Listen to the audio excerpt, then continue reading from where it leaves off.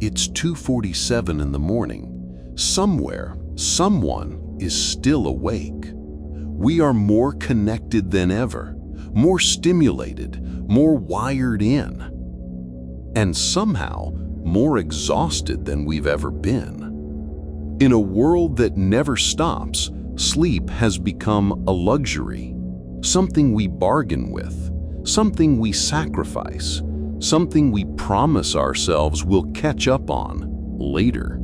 You felt it, haven't you? The tired mornings, the foggy afternoons, the edge that never quite goes away. We push through, we adapt, we tell ourselves we're fine on 4 hours, on 3 hours, on whatever we can manage. But deep down, in the quiet moments between thoughts, we wonder, what if we just stopped sleeping? What happens to our bodies when we ask them to run on empty? What happens to our minds when we deny them rest? What really happens if we don't sleep? Before we explore what happens when we go without sleep for 24 hours, 36 hours, even 72 hours, before we follow that path into the territory our bodies were never meant to navigate, we need to understand what sleep actually is, why we need it, and what it's quietly doing for us every night we finally give in and let go. Because sleep isn't just the absence of being awake. It's not just our body shutting down. It's something much more mysterious, much more essential, something that might be more important than we ever imagined. So let's begin with what happens when we sleep. Picture this. It's late at night. You're lying in bed, maybe scrolling through your phone one last time. Your eyes feel heavy, but your mind is still spinning with the day's events. Work deadlines, that conversation you had, tomorrow's to-do list. And then, slowly, your grip on the phone loosens, your breathing deepens, your thoughts begin to drift like clouds across a darkening sky. What's happening to you in this moment? What is this thing we call sleep, really?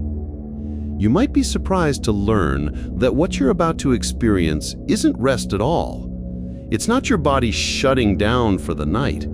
It's something far more extraordinary. Sleep is one of the most active, sophisticated processes your body will perform every single night. And here's what's fascinating. Without it, every system that keeps you alive slowly begins to unravel. But we'll get to that story in a moment. First, let me take you on a journey that happens inside your mind every single night, whether you remember it or not. As you drift off, your brain doesn't power down like a computer. Instead, it shifts gears. Like a bustling city transitioning from day shift to night shift, different crews clock in to begin their work. You begin to descend through layers of consciousness, like a diver slowly descending into deeper waters.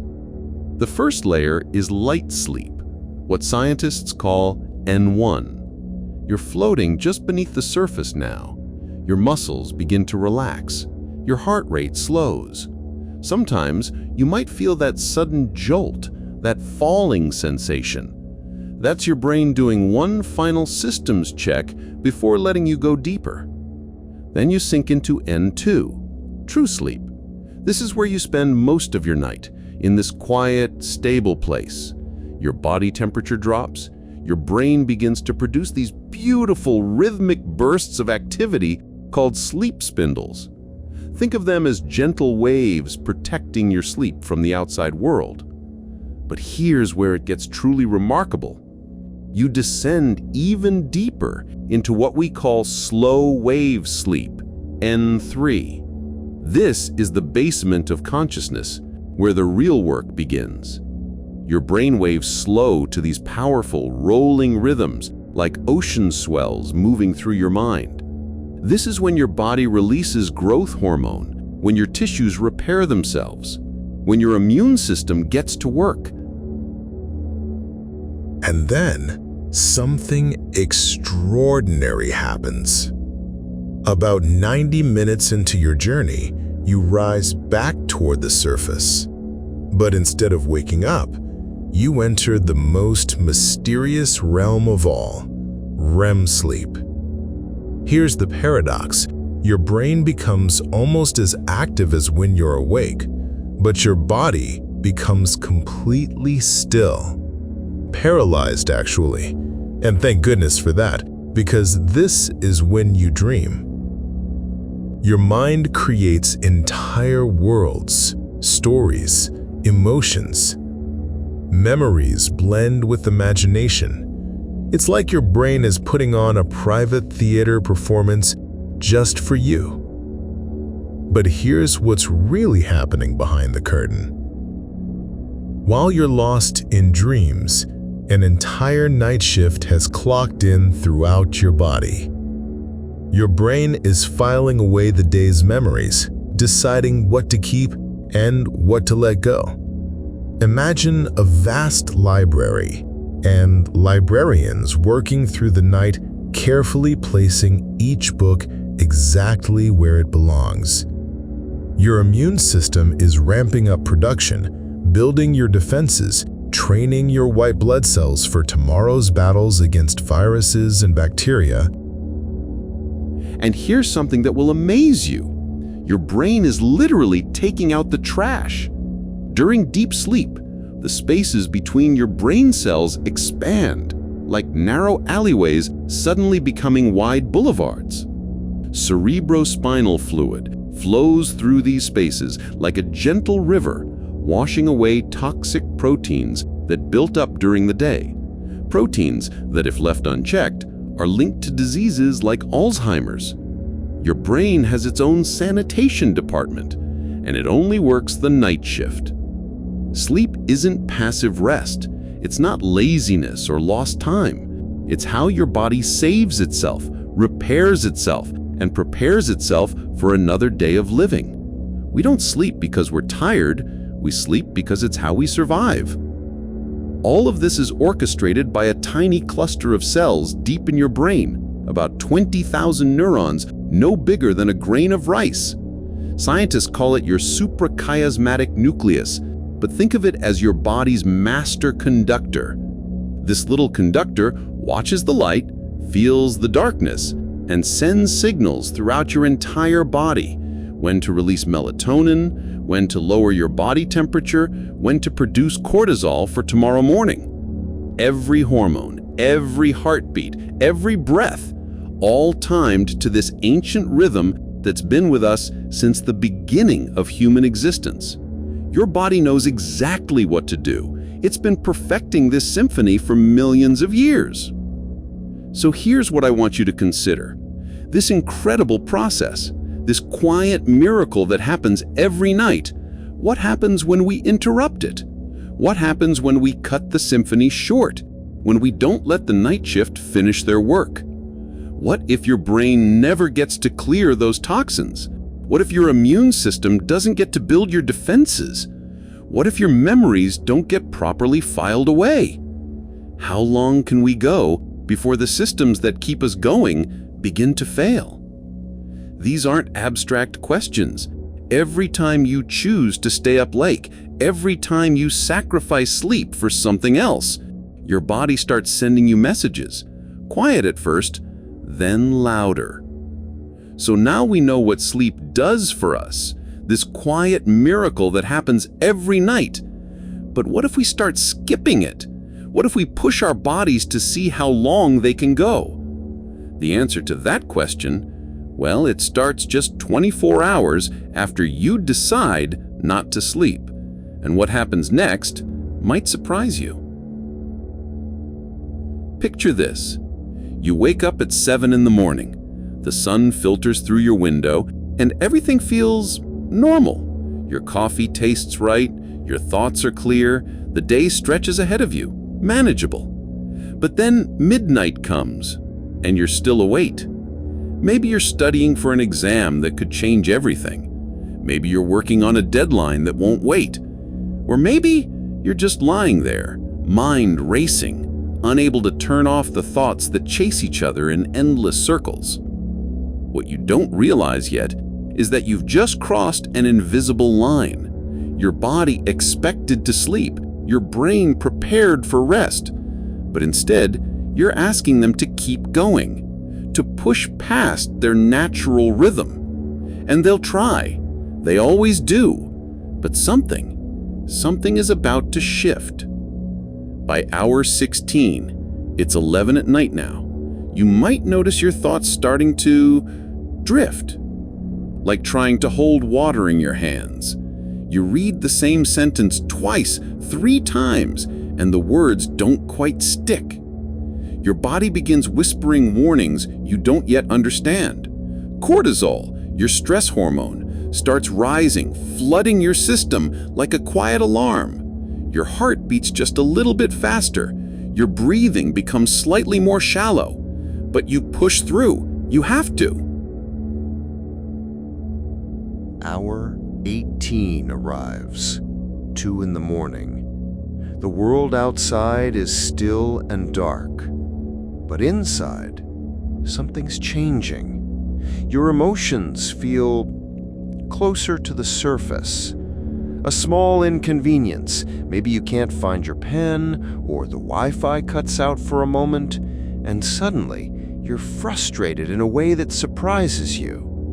You might snap at someone, say something you don't really mean, or find yourself tearing up at a commercial that wouldn't normally affect you at all. Your brain is working so hard to stay alert that it's losing its ability to regulate the smaller things, the subtle, important things, like patience, like perspective. But here's what's really happening, and it's both fascinating and unsettling. After just 17 to 19 hours without sleep, your reaction time, the speed at which you respond to the world around you, becomes similar to someone who's legally drunk. Think about that for a moment. You feel awake, you believe you're in control, but your brain is operating as if you've had too much to drink. And unlike being intoxicated, you have no idea it's happening. So what decisions are you making in this state? What mistakes are slipping through the cracks without you even noticing? Imagine a nurse, 20 hours into her shift, double-checking medication dosages. Her eyes feel heavy, but she's done this 1,000 times before. She reads the label, but does she really see it? A truck driver on an empty highway at 3 a.m., 19 hours since he last slept. The road stretches endlessly ahead, and his mind wanders for just a second. A parent, exhausted from a sleepless night with a sick child, trying to remember, was it the 3rd dose of medicine or the 4th? The memory feels foggy, uncertain. These aren't dramatic moments. They're quiet ones, ordinary ones, the kind where exhaustion hides in plain sight. But your body, your remarkable protective body, isn't giving up. As you approach hour 20, 22, 24, it starts taking matters into its own hands, something you can't control, something you might not even notice. Your brain begins to shut down in tiny bursts, microsleeps they're called. Little moments, sometimes just a fraction of a second, sometimes 2 or 3 full seconds, where your mind simply switches off. Your eyes might be open, you might be sitting upright, but part of you isn't there anymore. Imagine driving 60 miles per hour and experiencing a 3-second microsleep. In those 3 seconds, you travel the length of a football field with no one at the wheel. And here's the haunting part. You don't even know it happened. You might think you just blinked or zoned out for a moment, but your brain your brain was actually asleep. By hour 24, a full day without sleep, your thoughts move like honey. Your emotions rise and fall like ocean waves you can't predict. Small details slip away from you like sand through your fingers. Your body temperature feels off. Your appetite doesn't make sense anymore. You might feel hot, then cold, then hot again, as if your internal thermostat has forgotten how to work. And still, you might tell yourself you're fine, because exhaustion, real exhaustion, has a strange way of hiding from us, of convincing us we're more capable than we really are. But what if you still don't sleep? What if the sun rises again and you're still awake? What if one night without sleep becomes two? Because one night without sleep makes you foggy, makes you slow, makes you human in all the ways that show our limitations. But what happens after 2 nights? 3? What happens when the fog doesn't lift, but deepens into something much stranger? What happens when tired becomes something else entirely? One night without sleep makes us tired. But what happens when the night stretches on, when your body begs to stop, but you push through? 36 hours, 48 hours, 72. We weren't built for this, but sometimes we try. What lies beyond exhaustion? What waits on the other side of that familiar tiredness we think we know? Imagine it's been a day and a half since you last closed your eyes. Your body feels strange now, different. Inside, something fundamental is shifting. Your stress hormones, cortisol, the body's alarm bell, are flooding your system like a river that's broken its banks. But the hormones that heal you, that help you grow and repair, they're disappearing. Testosterone, growth hormone, the quiet workers of recovery going silent one by one. And then the little slips begin. Micro-sleeps, they're called. Little blackouts that last seconds. They sneak in even while your eyes are open. You're sitting there thinking you're awake, and suddenly a fragment of time goes missing. A conversation you don't remember having, a moment that simply wasn't. Your brain isn't asking permission anymore. It's taking what it needs. What does it mean when your mind stops negotiating with you, when it starts making decisions you're not aware of? The frontal cortex, that careful, rational part of you that plans and decides, is growing quiet.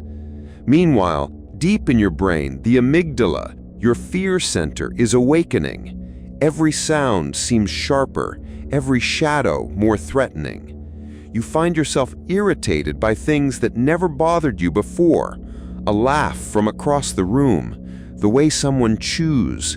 The world feels hostile. 2 days now. 2 days since sleep. Your immune system is starting to forget how to fight. White blood cells, those tiny soldiers in your bloodstream, are fewer now, weaker. If a virus knocked on your door, you might not even notice until it's too late. But it's the other things that catch you off guard. You see something move in your peripheral vision, but when you turn, nothing's there. A shadow that shifted wrong. A face in the crowd that seemed to watch you too long. You hear your name called from another room, but when you check, silence. It's like living in a city where the power grid starts flickering, one block at a time. The lights in your mind going out in places you didn't even know existed. Your body temperature can't find its rhythm anymore. Sometimes you're cold when you should be warm. Your heart beats in patterns it's never beaten before. the boundary between what's real and what's imagined is becoming negotiable. 3 days, 72 hours since your head last touched a pillow. This is where language starts to fail us, where the experience becomes something other. You forget where you are, what day it is. Words come out jumbled or not at all. Simple questions feel like puzzles with missing pieces. In 1964, a 17-year-old named Randy Gardner decided to see how long a human being could stay awake. Scientists watched him, documented him. For 11 days and 25 minutes, he fought sleep. By day 3, he couldn't identify objects just by touching them. His speech began to slur, words scattered like leaves in wind. By day 7, he saw a street sign that wasn't there, believed he was a famous football player. The radio, he was certain, was broadcasting conspiracies about him personally. By day 9, his sentences fell apart mid-thought. His attention span, gone. The paranoia was constant now, the hallucinations persistent. 11 days. His brain, desperate for dreams, began dreaming while he was awake. Reality and imagination became the same country with borders he could no longer see. The remarkable thing? When he finally slept, 14 hours straight, his mind returned. The hallucinations faded. The paranoia lifted, as if waking up from a fever dream that lasted 11 days. But what did those 11 days cost him? What does it cost any of us when we push beyond what we were designed to endure? Not everyone chooses to stay awake for days on end. Sometimes the choice is taken away. Throughout history, those in power have understood something profound about sleep. They've known that when you deny someone rest, you deny them their sense of self. Interrogators have known this. Military operations have used this. The systematic removal of sleep, hour by hour, day by day, until the person breaks not from pain, but from the slow dissolution of their own mind. When we deny sleep, we deny humanity. And some systems have known that. There's a reason why keeping someone awake for days is considered torture by international law. It's not the tiredness that breaks people, it's the gradual loss of who they are. Sleep holds our mind together. It glues memory to identity, emotion to reason, reality to imagination. Without it, the pieces drift apart. Think about what sleep actually does. Every night, while you're unconscious, your brain is filing away the day, sorting memories from dreams, cleaning out the cellular waste, healing the small damages that accumulate just from being alive. When we skip that process, when we ask our minds to keep running without maintenance, something essential begins to fray. The hallucinations, the paranoia, the cognitive collapse, these aren't side effects of being tired.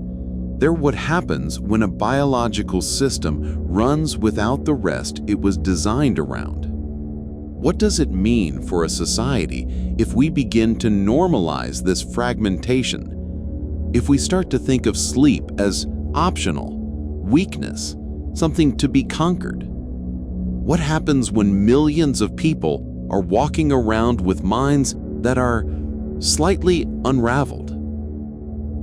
Not everyone stays awake for 72 hours straight. That kind of extreme deprivation is rare. dramatic, noticeable. But millions live in a state of quiet, chronic deprivation, year after year after year. And the effects don't always scream. Sometimes they whisper until it's too late. 5 hours of sleep instead of 8, 6 hours instead of 9, night after night, month after month. The body adapts, or tries to, but adaptation isn't the same as thriving. What happens when lack of sleep becomes a lifestyle, a cultural baseline? What happens when we stop noticing we're tired because tired becomes normal? What happens when the body doesn't scream anymore, but simply breaks? The extreme is rare, but the chronic is everywhere. And that might be the real story we need to tell. Most of us will never stay awake for 72 hours straight. We'll never experience the breaking point, the hallucinations, the complete unraveling of reality we explored earlier. But many of us are quietly, chronically underslept. It doesn't announce itself with dramatic collapse. It doesn't look like paranoia or seeing things that aren't there. Instead, it looks like forgetting the name of someone you've known for years, like your eyelids growing heavy at red lights, like always being just a little off. This is chronic sleep deprivation, not the acute crisis, but the slow erosion, the quiet epidemic hiding in plain sight. You see, our bodies, they keep score. Every shortened night, every stolen hour of rest, it all gets written down in the ledger of our cells. Think of sleep as the maintenance crew that arrives each night to repair the day's damage. When they don't show up, the work piles up. Day after day, month after month, year after year. The heart grows weary. Studies show us that sleeping less than 6 hours a night increases the risk of a fatal heart attack by nearly 50%. 50%. The arteries meant to flow smooth and clear become inflamed, clogged with the debris of chronic stress and exhaustion. The mind becomes cluttered. During deep sleep, our brain has a washing system. Think of tiny streams flowing through neural pathways, carrying away the toxic waste that builds up during waking hours. One of these toxins? Beta amyloid, the protein that forms the tangles of Alzheimer's disease. When we don't sleep, this cleaning never happens. The toxins accumulate. The mind slowly, quietly begins to forget. And our bodies begin to lose their rhythm. The delicate dance of hormones that control hunger and satisfaction becomes confused. We produce more of the hormone that says eat and less of the one that says enough. Is it any wonder that chronic sleep loss and obesity walk hand in hand? The pancreas, working overtime to manage blood sugar without sleep's regulatory help, eventually burns out. Type 2 diabetes, another consequence of nights we thought we could spare.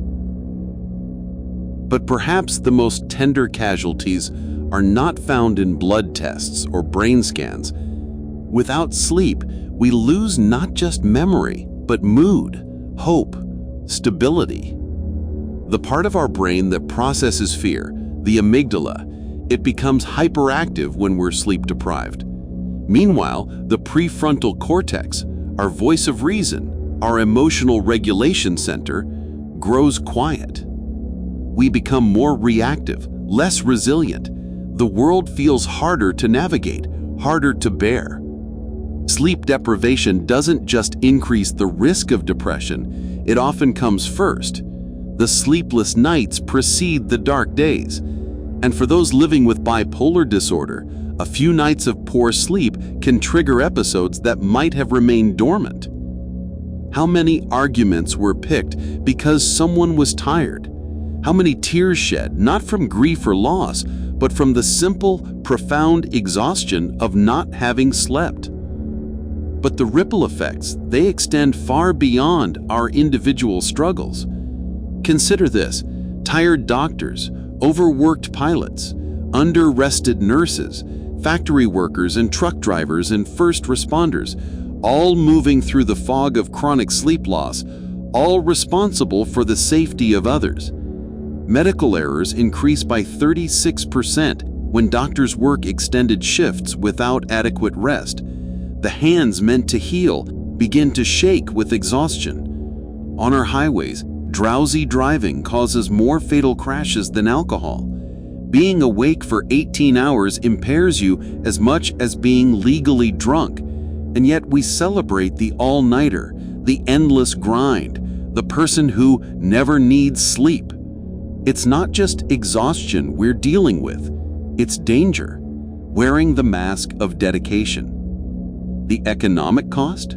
The Rand Corporation estimates that the United States loses over $400 billion annually to sleep deprivation, not from laziness, but from the simple biological reality that tired minds cannot perform.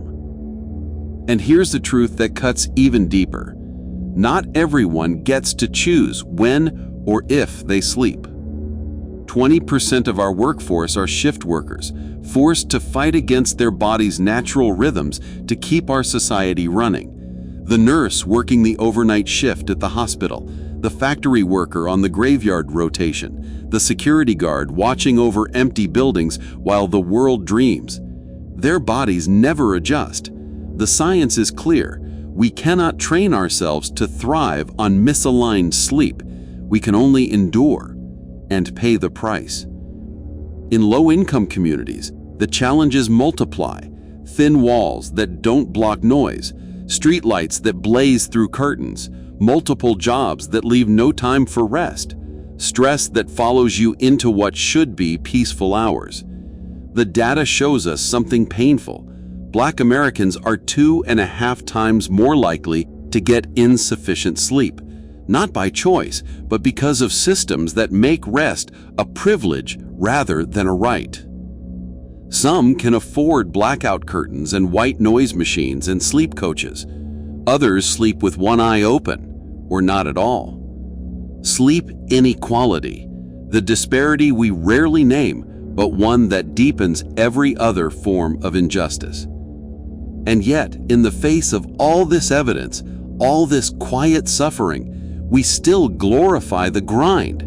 We celebrate the sleepless. We wear exhaustion like a badge of honor. We've somehow learned to treat sleep, our most fundamental biological need, like weakness.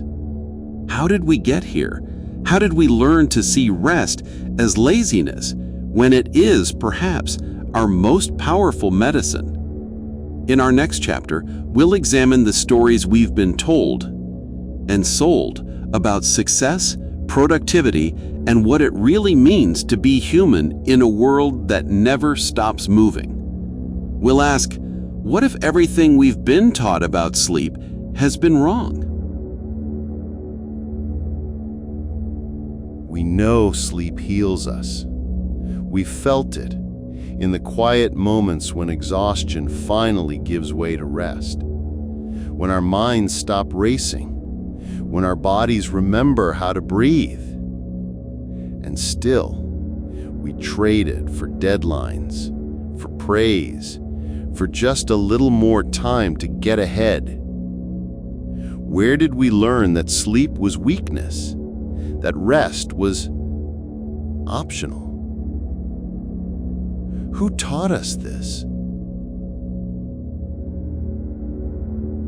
Somewhere along the way, we began to worship at the altar of busyness. We learned to wear our tiredness like a badge of honor. Dark circles became proof of dedication. Yawning in meetings, a sign of commitment. We reward those who push through, who pull all-nighters, who rise at 4 a.m. with bleary eyes and call it ambition. Sleep is for the weak, we whispered to ourselves. You can sleep when you're dead, we promise as we pour another coffee. Rise and grind, we declare, as if rest were the enemy of dreams. But what if that promise becomes a prophecy? What if in trying so hard to live, we forget how? We tell stories about our heroes. Edison, working through the night by the glow of his own inventions. Tesla, brilliant and burning, claiming he needed only 2 hours of sleep. Margaret Thatcher, running a nation on 4 hours in sheer will. We remember them as giants, titans of industry and innovation, proof that human limitation is just lack of motivation. But how much of their genius was built on exhaustion, and how much did it cost them? Edison, for all his boasting about sleep being a relic from our cave days, was a notorious napper. His assistants found him dozing in chairs, at desks, anywhere exhaustion finally claimed him. The man who gave us light often worked in the darkness of his own fatigue. Tesla's 2 hours weren't strength, they were symptoms. Multiple nervous breakdowns, obsessive behaviors that consumed his later years. The mind that could harness electricity couldn't find peace in sleep. We remember their work, the patents, the discoveries, the empires built. But we rarely remember what it took from them. The relationships that withered, the health that crumbled, the simple human moments lost to the pursuit of more, always more.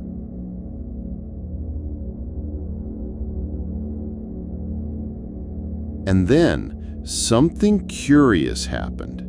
The same culture that once celebrated the all-nighter began to change. The companies that rewarded exhaustion started building nap pods. CEOs began bragging not about how little they slept, but how much. Now we have apps to optimize our rest, wearables to track our recovery, sleep consultants commanding 6-figure salaries. There are retreats to teach us how to relax, workshops on the art of doing nothing. Sleep has become a luxury service. The same executives who once measured success in hours worked now measure it in REM cycles, deep sleep percentages, heart rate variability scores. When did sleep become something we have to earn? When did rest become another thing to optimize, to perfect, to compete over? The irony cuts deep. Even our rebellion against hustle culture has been hustled.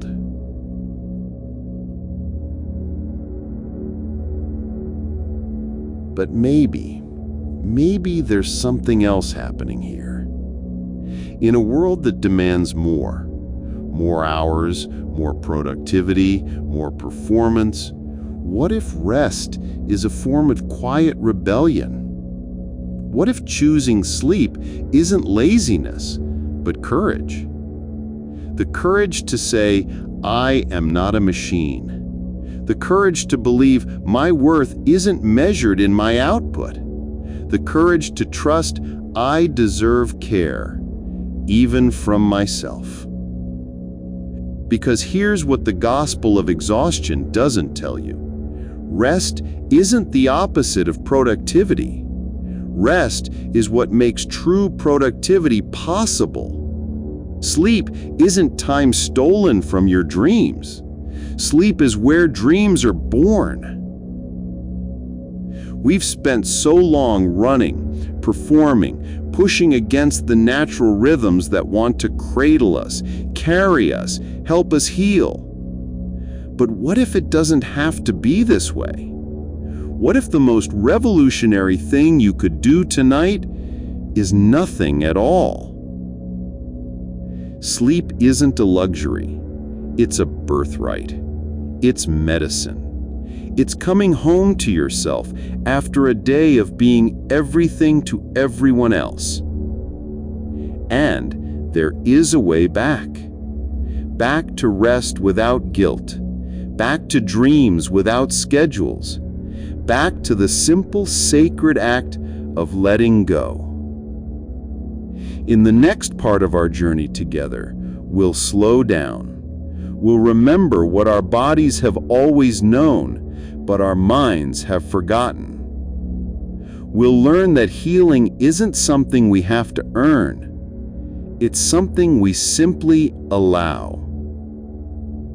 So come, let's discover the path back to sleep, the path back to ourselves, together. We've run ourselves thin, but here, right here, we pause. You don't need to earn your way back to sleep. You don't need to solve yourself like a broken machine or fix what's wrong with your restless mind. You simply remember the way home. Sleep isn't hiding from you. It's waiting, patient as morning light, for you to stop running towards it and instead let it find you. There was a woman named Sarah, though she could be anyone, could be you. She worked late into the blue glow of screens, her mind spinning like a wheel that had forgotten how to stop. Nights felt endless. 3 a.m. became her unwelcome companion. Her body ached with a tiredness that sleep couldn't seem to touch. But slowly, with light and breath and the kind of patience we rarely give ourselves, she began again. It started small. She sat near the window each morning, coffee in hand, letting sunlight spill across her face, not because someone told her to, but because it felt good, like her body was remembering something it had always known. What time it was, where she belonged in the rhythm of day and night. She turned off the glow an hour before bed. The house felt different in lamplight, softer, more like a place where rest could live. Her nervous system sighed. The healing wasn't fast. There were still nights when sleep danced just out of reach, but Sarah learned something beautiful. She stopped fearing the bed. She let go of watching the clock like it held secrets. She began to trust her body again, the way you trust an old friend who's never let you down. She started sleeping with the curtains slightly open so her body could rise with the light. She made her bedroom a cave. Dark, cool air against her skin, the kind of quiet that wraps around you like water. She stopped drinking coffee after lunch, not as punishment, but as kindness to the part of herself that needed to unwind. And slowly, night by night, her body remembered how to let go. This isn't magic. It's simpler than magic. It's listening. Some people use apps that hum white noise or guide them through breathing. Some track their rhythms with rings that whisper how rested they are. Some work with therapists who teach their minds how to stop racing toward tomorrow and rest in today. There's something called CBTI, which sounds clinical, but is really just the art of making peace with your bed again. Light therapy boxes that mimic sunrise, melatonin that whispers to your internal clock, blackout curtains that hold the darkness like a gentle hand. These aren't crutches, they're conversations with your circadian rhythm, helping it find its way back to the dance it was born knowing. You're not just healing alone in your bedroom. The world is waking up to rest. Schools are starting later, finally honoring what science has long known, that teenage brains need morning sleep the way flowers need morning dew. Countries are reclaiming the siesta, that beautiful pause in the middle of the day. Workplaces are redesigning brutal shift schedules, recognizing that human beings aren't machines that can be programmed to ignore their nature. There's a Japanese word, inemuri, sleeping while present. It speaks to a culture that doesn't shame rest, that understands sometimes we need to close our eyes to stay awake to what matters. We're part of a collective exhale, a society remembering itself, remembering that productivity without restoration is just a pretty word for burnout. Sarah's transformation didn't happen in grand gestures. It lived in the small acts of returning to herself. The way she learned to dim the lights after dinner as if she were preparing a sacred space. The ritual of closing her laptop and letting the day end, really end. The cool cotton sheets against her skin. The sound of rain on the window becoming a lullaby instead of noise. She discovered that her nervous system had been holding its breath for years, and finally, it exhaled. Her bedroom became more than a place where she tried to sleep. It became a sanctuary where she practiced the art of letting go, where she remembered that rest isn't earned, it's received.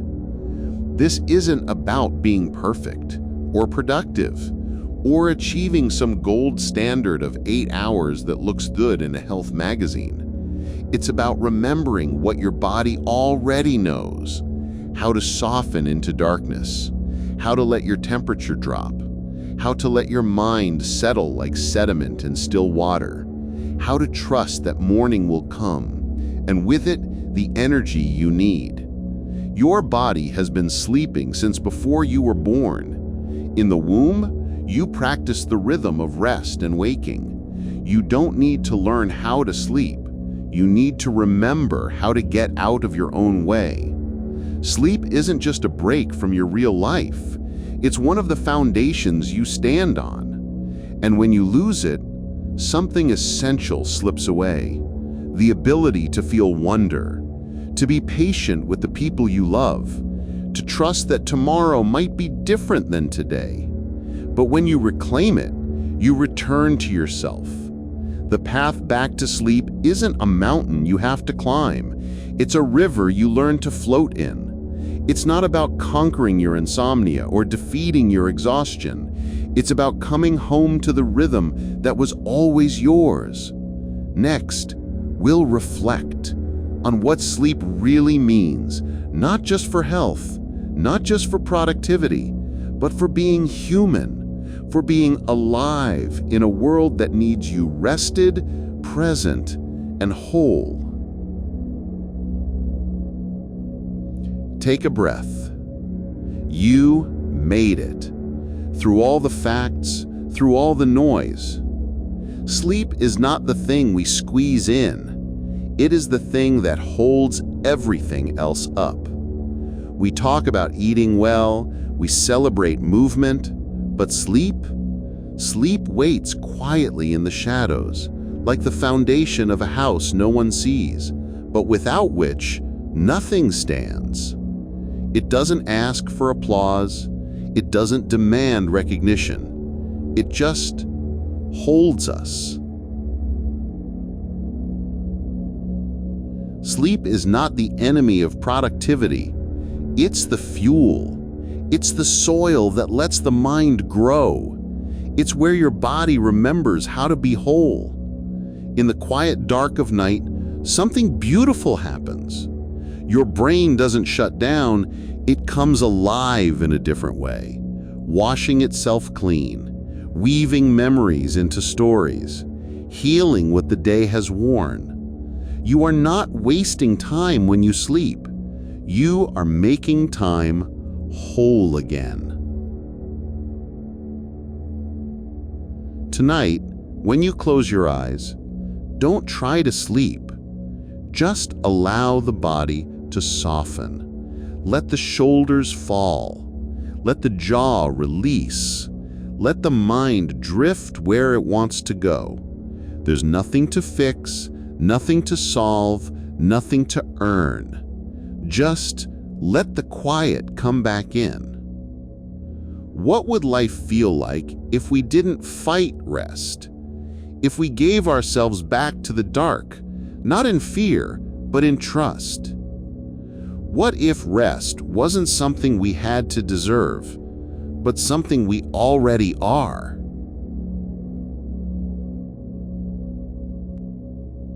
Your body knows the way back. Your breath already remembers.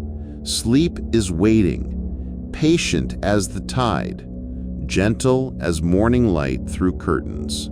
And you are allowed to rest now.